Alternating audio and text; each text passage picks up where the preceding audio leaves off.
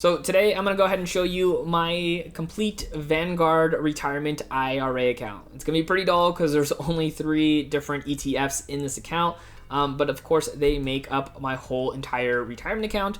I am investing in them on a regular basis, as well as kind of just making sure that they are going to help me get to a point in my life in retirement where I'm going to have this money to be able to spend as I please. So what we're going to do is we're going to jump on the computer screen here and take a look at my Vanguard account directly on the website. So what we're going to do is actually, let me get my pen over here.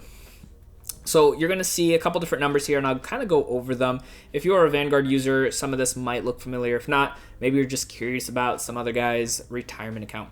So you're going to see this $54,400 number up here. That is actually my account and my wife's 2 accounts as well. She has an IRA and then a Roth IRA as well. So what I have for my account, which is this one right over here, it is a rollover IRA.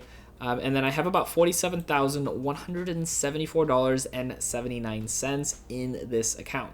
Now, the great thing about this account was I rolled it over from a 401k. And speaking of rolling over your 401k, if you have a 401k with an old company that is just money sitting there, I would definitely, check it out and see what you can do to have that money rolled over into either maybe a different IRA that you might already have, or moving it over to a brokerage so you can have control of it. It's definitely helped me out in being able to increase the wealth that I have in my portfolio, because I was so limited with what I could have in that retirement account with my old 401k, where with Vanguard IRA, I can actually do so much more, and I've gotten so much more value.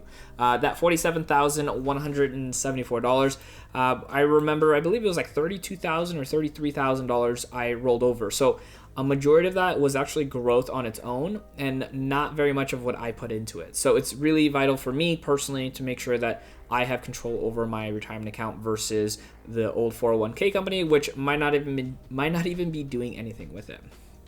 All right, so let's go ahead and talk about the different stocks that I have here as well. Well, it's mainly ETFs, not really stocks. So I have 3 different ones, and so we're going to kind of go over them one by one over here. So the first one is ticker number VEXPX, and that is the Vanguard Explorer Fund Investor Shares. Now, on Vanguard's website, this is a different ticker number than what it is on like some other websites or some other brokerages, I should say. I can get that information. Let me find out exactly what ticker number this actually is on other areas. So let me check this out really quick. Just kind of makes me jump through hoops really quick. There's only one of them that I know automatically. All right, so this one, VEXRX, is what it is on some other tickers, just in case you're curious about it. So it's a little bit different than what it is on Vanguard's. I just have the Admiral funds. So the price as of closing from the last time was about $100.78. And I have about 61.032 quantity of the actual shares. I do automatically reinvest any dividends that get paid out or any capital gains go back into it as well. So my total on this is about $6,150.80. Now, the next one I have over here is going to be VWUSX, which is the Vanguard US Growth and Fund Investor Shares, which let me go ahead and bring this one up as well, because I don't know the regular ticker number outside of this. So that one would be VWUAX if you are curious about that. So very similar tickers. I don't know why they're different, to be honest with you. So as of the last closing, it was $50.47 a share. The total quantity I have is $156.242 shares, and the total dollar amount right now is worth $7,885.53. So these 2 funds that I was first and foremost talking about, these 2 have a lower amount from my overall portfolio. These are really growth-driven type of funds. They are a little bit more expensive overall, but they do tend to bring me in a higher percentage year over year thus far. Now, the last one I have, and the reason I saved it, is just because it's a lot more popular of a fund, and this is this right over here. So this is VFIAX.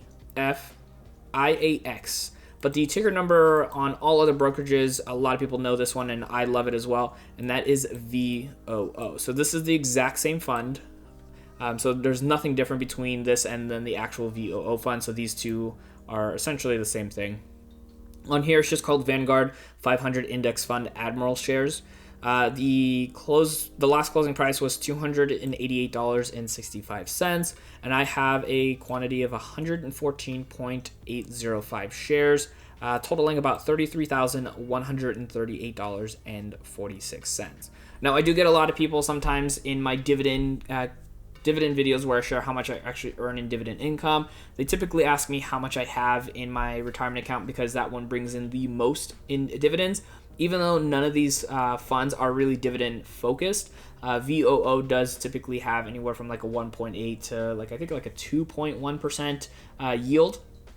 So I do get some quarterly dividends on those, and then some of the other ones give me some capital gains at the end of the year because those are companies that are trying to look for growth in those companies. So I typically get some pretty big amount of capital gains and for short term and long term.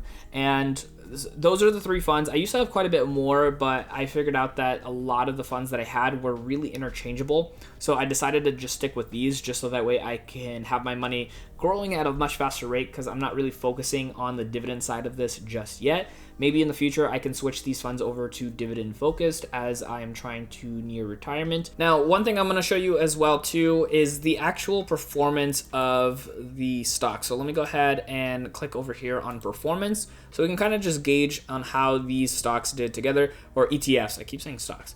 So I haven't changed these out in a very long time. I think it was over a year ago since I last rebalanced the account, which was essentially getting rid of some of those ETFs like I talked about earlier and then just going all in on another. Now, you can see this kind of steady increase right over here. We had that dip at the end of 2018. Everything kind of kept going up and up. And then, of course, in kind of early 2020, we had that huge dip, and then we got that V-shape return right over here. So you can see as of right now, my rate of return as of the end of May was 11% on that. Like I mentioned, this 54,000 is a combination of my account as well as my wife's account as well. So my investment returns are $13,869.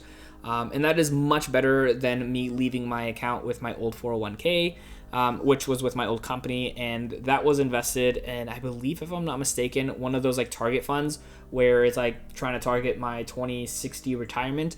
And those are not necessarily bad things, but the expense ratios are really high. The growth is honestly abysmal in comparison to what I can get myself. So that was a big reason for me to do that rollover and go into Vanguard. I chose Vanguard because I liked them overall when it comes to their funds.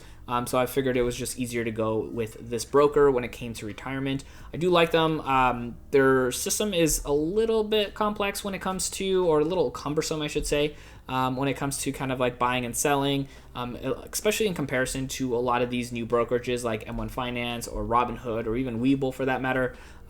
They seem a lot more fluid. So, I think with the times, hopefully these companies will also have a better user interface on them, but I'm still pretty happy with how my stocks are, I keep saying stocks, my ETFs are performing here on my retirement account, because I think for the long term, I'm just looking for, some really good growth. And then as I get closer to retirement, if I so chose to, and if I needed that money, I'll roll it over to either a high dividend or maybe bonds, but I'm just not a bond guy myself. I like James Bond, but I don't know if I like bonds in stocks. So that's just my personal preference. Of course, everybody is a little different in what they prefer. So just always keep that in mind. Don't invest what I'm investing in just because I'm doing it. I have different risk tolerance. I have different goals that I'm trying to achieve than you might be.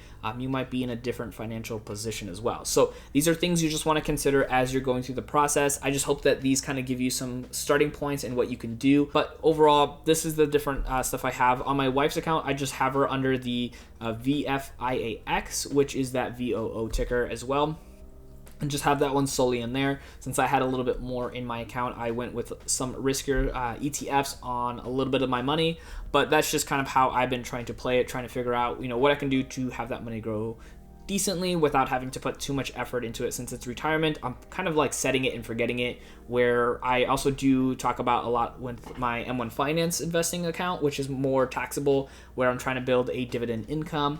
That one I obviously do a lot more interaction with. on a weekly basis. So those ones I have individual companies with, as well as the Vanguard fund as well too. So I do have a little bit of a spread with Vanguard in the retirement section, as well as in my M1 finance section. But those are my three stocks. If you have different stocks in your Vanguard portfolio, let me know down below which ones you have, why you might have them as well too. I love, doing research on stocks as well too. I'm pretty satisfied with these ones. They've done really, really well for me, especially considering that after I did my rollover, I didn't really do a lot with investing in this. And it's grown pretty exponentially over the last, I think it's been 3 years now since I did the rollover. Pretty happy about that. So that is my Vanguard account. If you want to keep on learning more with investing in the market and everything else, go ahead and check out my next video right over here. My name is Dennis, and I will see you in the next video.